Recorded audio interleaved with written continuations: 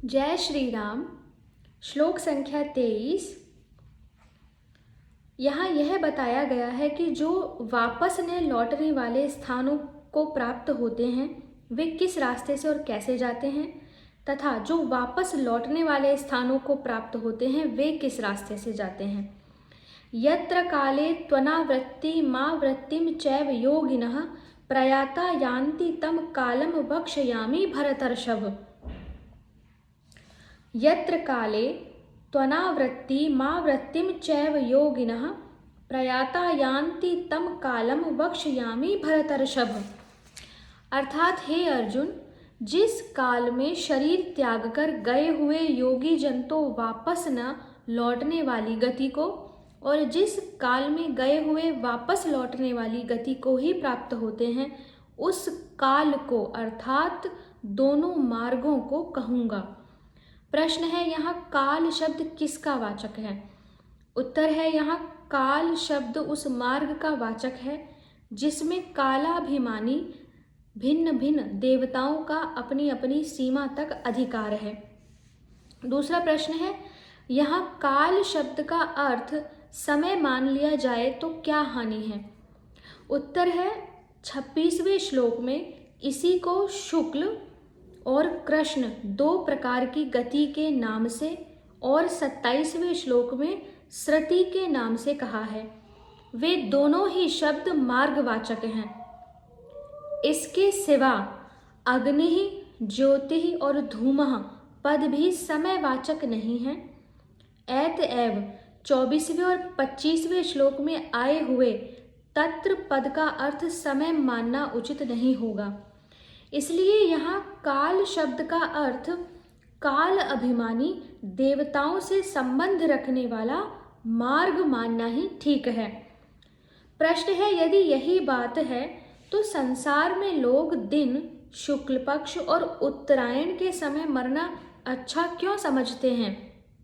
उत्तर है, लोगों का समझना भी एक प्रकार से ठीक ही है, क्योंकि उस समय उस काल अभिमानी देवताओं के साथ तत्काल संबंध हो जाता है। अतः उस समय मरने वाला योगी गंतव्य स्थान तक शीघ्र और सुगमता से पहुंच जाता है। पर इससे यह नहीं समझ लेना चाहिए कि रात्रि के समय मरने वाला तथा कृष्ण पक्ष में और दक्षिणायन के 6 महीनों में मरने वाला अर्ची मार्ग से नहीं जाता, बल्कि यह समझना चाहिए कि चाहे जिस समय मरने पर भी वह जिस मार्ग से जाने का अधिकारी होगा उसी मार्ग से जाएगा। इतनी बात अवश्य है कि यदि अर्ची मार्ग का अधिकारी रात्रि में मरेगा तो उसका दिन के अभिमानी देवता के साथ संबंध दिन के उदय होने पर ही होगा। इस बीच के समय में वह अग्नि के अभिमानी देवता के अधिकार में रहेगा। यदि कृष्ण पक्ष में मरेगा तो उसका शुक्ल पक्ष अभिमानी देवता से संबंध शुक्ल पक्ष आने पर ही होगा। इसके बीच के समय में वह दिन के अभिमानी देवता के अधिकार में रहेगा। इसी तरह यदि दक्षिणायन में मरेगा तो उसका उत्तरायण अभिमानी देवता से संबंध उत्तरायण का समय आने पर ही होगा। इसके बीच के समय में वह शुक्ल पक्षाभिमानी देवता के अधिकार में रहेगा। इसी प्रकार दक्षिणायन मार्ग के अधिकारी के विषय में भी समझ लेना चाहिए। प्रश्न है, यहाँ योगिनः पद के प्रयोग का क्या अभिप्राय है? उत्तर है, योगिनः पद के प्रयोग से यह बात समझनी चाहिए कि जो साधारण मनुष्य इसी लोक में एक योनि से दूसरी योनि में बदलने वाले हैं या जो नरक आदि में जाने वाले हैं, उनकी गति का यहाँ वर्णन नहीं है। यहाँ जो शुक्ल और कृष्ण इन दो मार्गों के वर्णन का प्रकरण है वह यज्ञ, दान, तप आदि शुभ कर्म और उपासना करने वाले श्रेष्ठ पुरुषों की गति का ही वर्णन है। प्रश्न है, प्रयातः पद का क्या अभिप्राय है और भगवान ने यहाँ वक्ष्यामि पद से क्या कहने की प्रतिज्ञा की है? प्रयातः पद जाने वालों का वाचक है। जो मनुष्य अंत काल में शरीर को छोड़कर उच्च लोकों में जाने वाले हैं, उनका वर्णन करने के उद्देश्य से इसका प्रयोग हुआ है। जिस रास्ते से गया हुआ मनुष्य वापस नहीं लौटता और जिस रास्ते से गया हुआ वापस लौटता है, उन दोनों रास्तों का क्या भेद है, वे दोनों रास्ते कौन कौन से हैं तथा उन रास्तों पर किन किन का अधिकार है, वक्ष्यामी पद से भगवान ने इन सब बातों के कहने की प्रतिज्ञा की है। वक्ष्याम का शाब्दिक अर्थ है कहूँगा। पूर्व श्लोक में जिन दो मार्गों का वर्णन करने की प्रतिज्ञा की गई, उनमें से जिस मार्ग से गए हुए साधक वापस नहीं लौटते, उसका वर्णन अब किया गया है श्लोक संख्या 24 में। अग्निर्ज्योतिरः शुक्लः षण्मासः उत्तरायणं तत्र प्रयाता गच्छन्ति ब्रह्म ब्रह्मविदो जनः। ज्योतिरः शुक्लः षण्मासा उत्तरायणं तत्र प्रयाता गच्छन्ति ब्रह्म ब्रह्मविदो जनः। अर्थात जिस मार्ग में ज्योतिर्मय अग्नि अभिमानी देवता है, दिन का अभिमानी देवता है, शुक्ल पक्ष का अभिमानी देवता है और उत्तरायण के 6 महीनों का अभिमानी देवता है, उस मार्ग में मरकर गए हुए ब्रह्मवेत्ता योगी जन उपयुक्त देवताओं द्वारा क्रम से ले जाए जाकर ब्रह्म को प्राप्त होते हैं। अग्नि, दिन, शुक्ल पक्ष, उत्तरायण।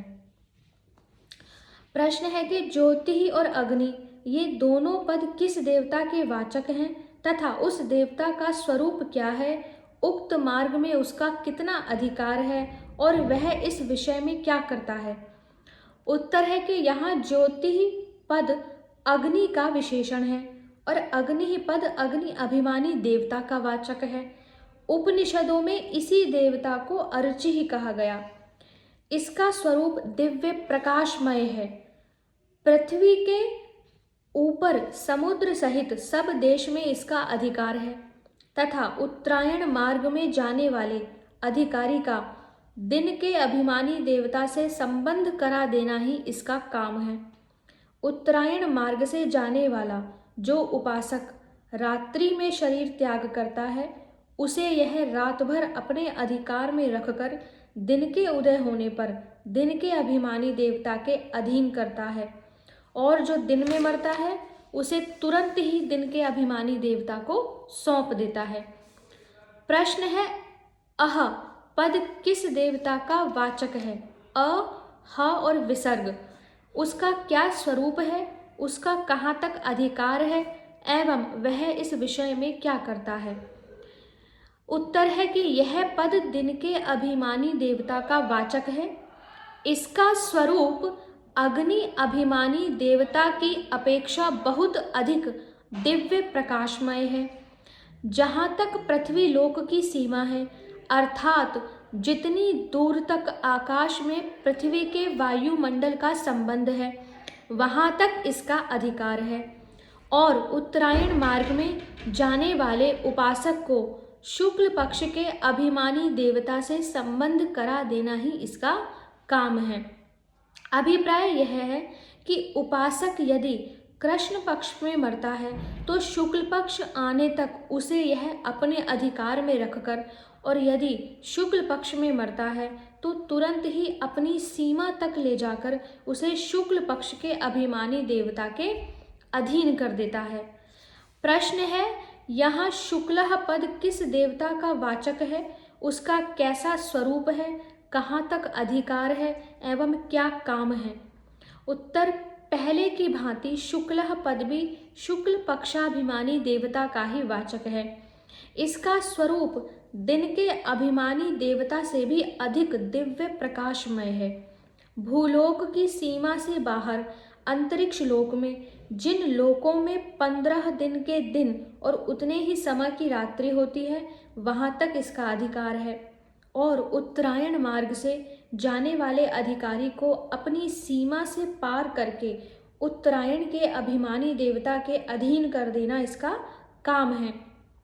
यह भी पहले वालों की भांति यदि साधक दक्षिणायन में इसके अधिकार में आता है तो उत्तरायण का समय आने तक उसे अपने अधिकार में रखकर, और यदि उत्तरायण में आता है तो तुरंत ही अपनी सीमा से पार करके उत्तरायण अभिमानी देवता के अधिकार में सौंप देता है। प्रश्न है, षण्मासा उत्तरायणम पद किस देवता का वाचक है, उसका स्वरूप कैसा है, अधिकार कहाँ तक है और क्या काम है। षण्मासा 6 महीनों का। तो उत्तर है कि जिन 6 महीनों में सूर्य उत्तर दिशा की ओर चलते रहते हैं उस 6 माही को उत्तरायण कहते हैं। उस उत्तरायण काल अभिमानी देवता का वाचक यहाँ षण्मासा उत्तरायणम पद है। इसका स्वरूप शुक्ल पक्ष अभिमानी देवता से भी बढ़कर दिव्य प्रकाशमय है। अंतरिक्ष लोक के ऊपर जिन लोकों में 6 महीने का दिन एवं उतने ही समय की रात्रि होती है वहाँ तक इसका अधिकार है, और उत्तरायण मार्ग से परम धाम को जाने वाले अधिकारी को अपनी सीमा से पार करके उपनिषदों में वर्णित संवत्सर के अभिमानी देवता के पास पहुंचा देना इसका काम है। वहां से आगे संवत्सर का अभिमानी देवता उसे सूर्य लोक में पहुंचाता है। वहां से क्रमशः आदित्याभिमानी देवता चंद्राभिमानी देवता के अधिकार में और वह विद्युत अभिमानी देवता के अधिकार में पहुंचा देता है। फिर वहाँ पर भगवान के परम धाम से भगवान के पार्षद आकर उसे परम धाम में ले जाते हैं और तब उसका भगवान से मिलन हो जाता है। ध्यान रहे कि इस वर्णन में आया हुआ चंद्र शब्द हमें दिखने वाले चंद्रलोक का और उसके अभिमानी देवता का वाचक नहीं है। प्रश्न है, यहाँ ब्रह्मविदः पद कौन से मनुष्यों का वाचक है। उत्तर है, यहाँ ब्रह्मविदः पद निर्गुण ब्रह्म के तत्व को या सगुण परमेश्वर को के गुण प्रभाव तत्व और स्वरूप को शास्त्र और आचार्यों के उपदेश अनुसार श्रद्धा पूर्वक परोक्ष भाव से जानने वाले उपासकों का तथा निष्काम भाव से कर्म करने वाले कर्म योगियों का वाचक है। यहाँ का ब्रह्मविदः पद परब्रह्म परमात्मा को प्राप्त ज्ञानी महात्माओं का वाचक नहीं है, क्योंकि उनके लिए एक स्थान से दूसरे स्थान में गमन का वर्णन उपयुक्त नहीं है। श्रुति में भी कहा है, न तस्य प्राणा ह्युत्क्रामन्ति अत्रैव समवलीयन्ते ब्रह्मेव सन् भ्राम्यति, अर्थात क्योंकि उसके प्राण उत्क्रांति को नहीं प्राप्त होते, शरीर से निकलकर अन्यत्र नहीं जाते, यहीं पर लीन हो जाते हैं, वह ब्रह्म हुआ ही ब्रह्म को प्राप्त कर लेता है। जिसको सगुण परमात्मा का साक्षात्कार हो गया है, ऐसा भक्त उपयुक्त मार्ग से भगवान के परम धाम को भी जा सकता है अथवा भगवान के स्वरूप में लीन भी हो सकता है। यह उसकी रुचि पर निर्भर है, जैसे मीराबाई। प्रश्न है, यहाँ ब्रह्म शब्द किसका वाचक है और उसको प्राप्त होना क्या है। उत्तर है कि यहाँ ब्रह्म शब्द सगुण परमेश्वर का वाचक है। उनके कभी नाश न होने वाले नित्य धाम, जिसे सत्यलोक, परमधाम, साकेत लोक, गोलोक, वैकुंठ लोक, ब्रह्मलोक भी कहते हैं, वहाँ पहुंचकर भगवान को प्रत्यक्ष कर लेना ही उनको प्राप्त होना है। यहाँ यह स्मरण रखना चाहिए कि यह ब्रह्मलोक इस अध्याय के 16वें श्लोक में वर्णित पुनरावृत्ति ब्रह्मलोक नहीं है। श्लोक संख्या 25 से आगे के वीडियो में पढ़ेंगे। ये व्याख्या थोड़ी सी कठिन है और मैं पुनः आपसे कहूँगी कि एक अध्याय को एक साथ सुनने का प्रयास करें ताकि वो समझ में ज़्यादा आए और ईयरफोन लगाएं। तो श्लोक संख्या 25 से आगे की वीडियो में पढ़ेंगे। हरे कृष्णा।